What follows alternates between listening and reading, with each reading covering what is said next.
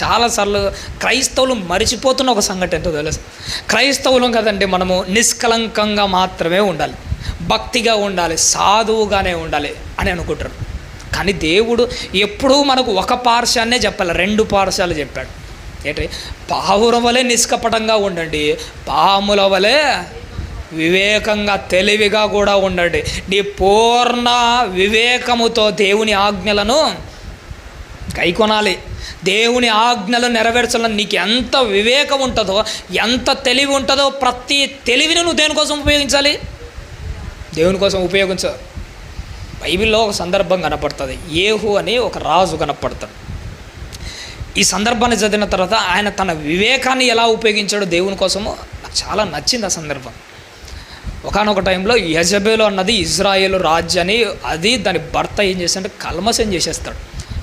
ఆ ఇశ్రాయేలు రాజ్యానికి ఒకప్పుడు యజమానుడుగా ప్రభు అయిన యెహోవా దేవుడే ఉండేవాడు. కానీ యెజబెలు వీడి భర్త ఎప్పుడైతే రంగంలోకి ఇశ్రాయేలు మీద రాజులయ్యారో, బయలు అన్న ఒక భయంకరమైన దేవతను తెచ్చి ఇజ్రాయేలు దేశంలో ప్రతిష్ఠించి యెహోవా ప్రవక్తలందరినీ చంపేస్తుంది. యెహోవా దేవుని ప్లేస్లో బయలు దేవతను ప్రతిష్ఠిత నాశనం చేసి ఉంటుంది ఇశ్రాయేల్ రాజ్యం.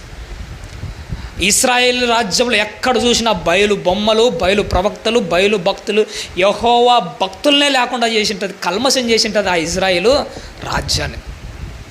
ఎప్పుడైతే దేవుడికి నచ్చలే, దేవుడు వాళ్ళ పతనాన్ని ప్రారంభించాడు. పతనం కోసమే పుట్టినవాడు ఎవడో తెలుసా? యేహూ అన్నవాడు పుట్టాడు.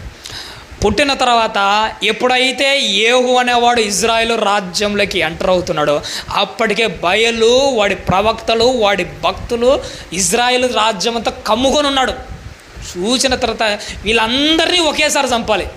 ఉదాహరణ, ఒకని బయలు ప్రవక్తని పిలిచి చంపాడు అనుకో, మిగతా ప్రవక్తలందరూ ఏమవుతారు? అలెక్ట్ అయిపోతారు.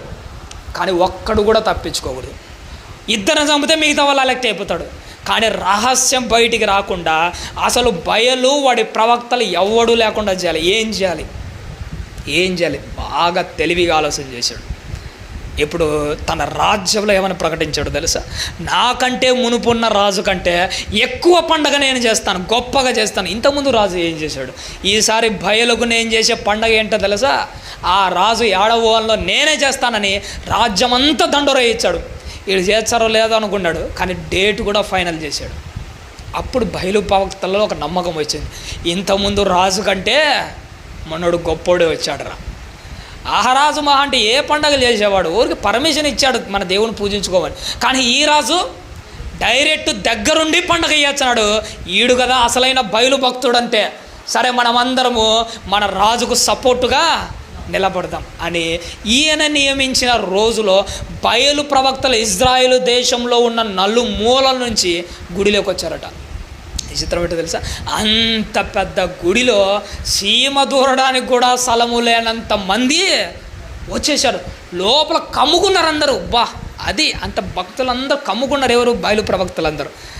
అప్పుడు యేహూ అందరి మధ్యకు వచ్చి నిలబడి ఒకటన్నాడు, ఇంతమంది బయలు ప్రవక్తలు మనం ఉన్నాం కదా, మన మధ్య యెహోవా ప్రవక్తలు కానీ యెహోవా భక్తులు కానీ ఇక్కడ ఒక్కడు కూడా ఉండకూడదు, వాళ్ళందరినీ తగిలేయమని చెప్తాడు.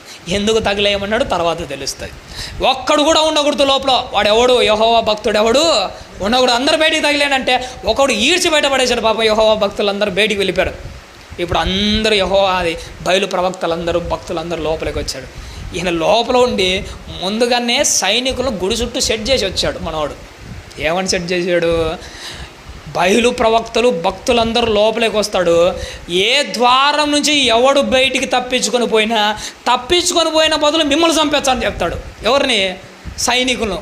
సైనికులందరూ గుడి చుట్టుకొని ఉంటారు. కత్తి పట్టుకొని దేనికోసం? వాని చంపకపోతే నన్ను చంపుతాడు. ఇంకా నేను చావడం కంటే వీళ్ళను సంపలను ఓదబెట్టి ఏం చేస్తాడో తెలుసా? ఒకప్పుడు రాజులందరూ చేయలేకపోయినది, ఒకప్పుడు రాజులందరూ చేతులు కాక ఎత్తేసినది, యేహూ తెలివిగా ఒకే ఒక్క గంటలో బయలు ప్రవక్తలు వాళ్ళ భక్తుల యొక్క తలకాయలు పుచ్చకాయలు లేపేస్తూ ఒక్క రోజులో అందరిని సమూల ధ్వంసం చేసేస్తాడు. ఒక్కటి యెహోవాకు అసహ్యమైన వాడు ఒక్కడు కూడా. ఎంత తెలివిగా చేశాడు. అది చదివిన తర్వాత నాకు అనిపించింది, యెహోవాకు అసహ్యమైన వాణ్ణి ఎవరిని బతకనివ్వకుండా యేహూ ఎలా అయితే ప్రతి ఒక్కడి తలకాయలు పుచ్చకాయలు లేపినట్టు లేపాడో, మనలో కూడా యెహోవాకు అసహ్యమైన కార్యాలు చాలానే ఉన్నాయండి, నిజంగానే ఉన్నాయి. మనకు కూడా మన అసహ్యమైన కార్యాలు వాక్యం అనే కత్తి చేత ఒక్కొక్క దాన్ని పూర్తిగా వేర్లతో సహా పెకలించి బయటేయాలి. ఎలా వేయాలో తెలుసా? పూర్ణ వివేకంతో వేయాలి. ఎందుకు పూర్ణ వివేకాన్ని మెన్షన్ చేశాడు? నీకు తెలుసో లేదో కానీ నీకంటే గొప్పగా ఆలోచన చేసేదంట తెలుసా? నీ హృదయం ఎక్కువగా ఆలోచన చేసేది నీకు తెలియదు. ఆత్మలమైన మనము చాలా గొప్పగానే బతకాలనుకుంటాం, చాలా గొప్పగానే చేయాలనుకుంటాం. విచిత్రం ఏంటో తెలుసా? ఆత్మమైన నువ్వు ఎంత మంచి చేయాలనుకుంటావో నీ హృదయము దానికంటే గట్టిగా ఆలోచన చేసేంత దుర్మార్గమైనది ఏంటో తెలుసా? నీ హృదయం. అందుకే అది ఘోరమైన వ్యాధి కలిగినది. దానిని పసిగట్టగలిగిన వాడు ఎవడు? ఎందుకు దాన్ని అంత గట్టంటే నీకంటే గొప్పగా ఆలోచన చేస్తుంది. అది నీకంటే ఎక్కువ స్థాయిలో ఒక స్టెప్ పైనే ఉంటుంది. అందుకే దేవుడు ఏమంటున్నాడంటే నీ పూర్ణ వివేకముతో యెహోవాను అనుసరించాలి. పూర్ణ వివేకంతో అంటే నీ హృదయం నీకంటే ఎక్కువగా ఆలోచన చేస్తుంది. దానిని తొక్కి నువ్వు ఎక్కువగా ఆలోచన చేయాలంటే నువ్వు ఓన్లీ నిష్కపటంగా ఉంటే కుదరదు. ఓన్లీ ఇక్కడ ఉంటే సరిపోదు. అందుకే దేవుడు ఏమంటున్నాడంటే నీ పూర్ణ వివేకాన్ని ఇక్కడ బాగా యూజ్ చేయాలి. యూజ్ చేసి దేవుని యొక్క ఆజ్ఞలను ఫాలో